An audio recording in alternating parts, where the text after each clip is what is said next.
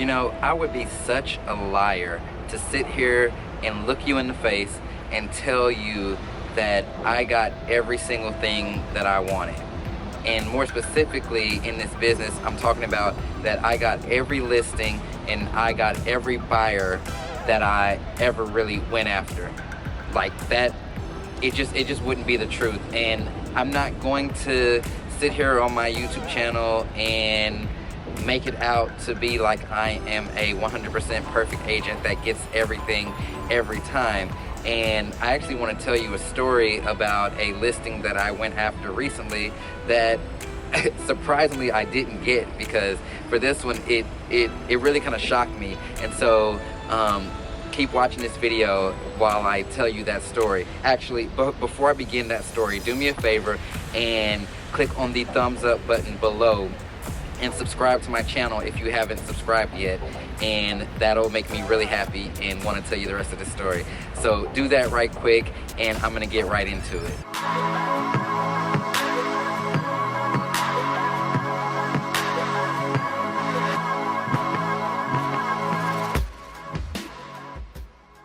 So basically what had happened was I met these two people. They had came into my open house. They were a couple. They came into my open house on for a townhome that I had not too long ago.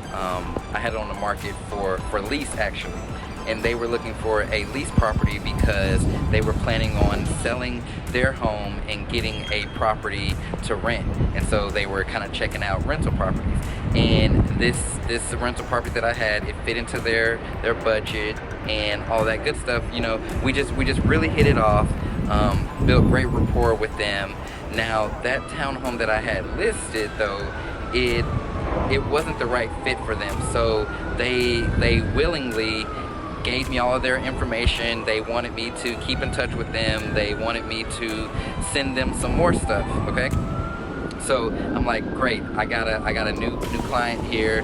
And you know, I didn't even bring up the whole selling of their house conversation then, you know, because I wanted to not be like super pushy, and that's not what they were talking to me about. So I really didn't bring it up then.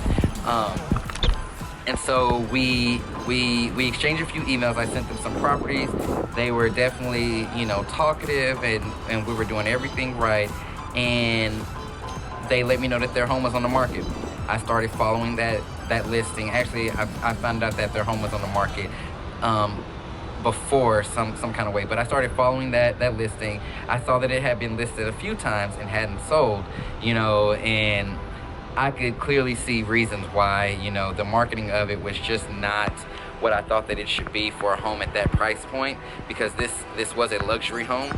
And so, but then I also saw the companies that this couple was hiring, and they were a lot of discount brokers, and I think that they were maybe just paying for some flat fee listings. So, you know, I kind of got the gist of the reasons why they probably hadn't wanted to pull the trigger with someone like me yet.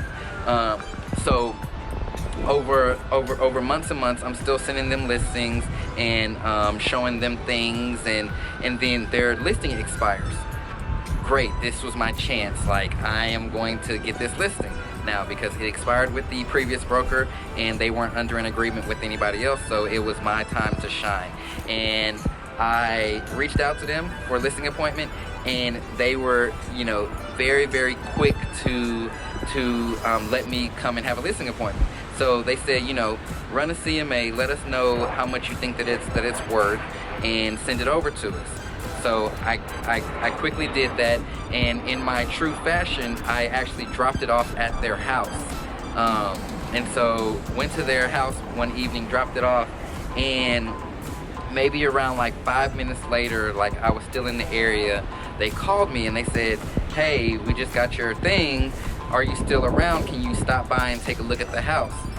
Like, absolutely. Turned the car around, got in the home. You know, it was kind of like an impromptu listing appointment, you know. So, but I had a lot of my stuff already in the car, and I had it all printed out, so I was ready to go. So went in there, looked around the house, you know, kind of small talked and chatted with them for a while, and kind of went into my full presentation, and everything was good. Like, they were super engaged. We talked about what they could do to the house. We talked about, just everything, and it was such a great listing appointment. And these were some people that I've spent months building a relationship with, and so, I just knew I had that. Left the listing appointment and immediately ordered them some cookies. Like, sent them cookies to have for dessert that night. Thank you for letting me come in. I know it was last minute. Thank you. I really appreciate you, and I'm looking forward to us working together. All that good stuff. Next thing I know, maybe 2 days later, they're listed with another broker. And I was literally like, no, I'm not gonna say that. I was like, you gotta be kidding me, and I didn't know what I did wrong. I mean, honestly, I know I didn't do anything wrong. I don't know necessarily what the other broker did to kind of set themselves apart, but I want to say I'm 99% sure it was about money, and it was about commission. And I don't discount my commission or anything. And so, being that these people, like the first broker that they were listed with, it was at a discount. The second broker, it was at a discount. The third broker, it was at a discount. They have been through a lot of brokers, and they were all discount brokers. And so I'm pretty sure the terms of this new agreement was probably a discount, but I kind of made it clear that the level of service that I provide is not at a discount, so that wouldn't be happening. And yeah, so they were listed with somebody else. And I'm pretty sure that they were listed at a discount, but I'm not sure.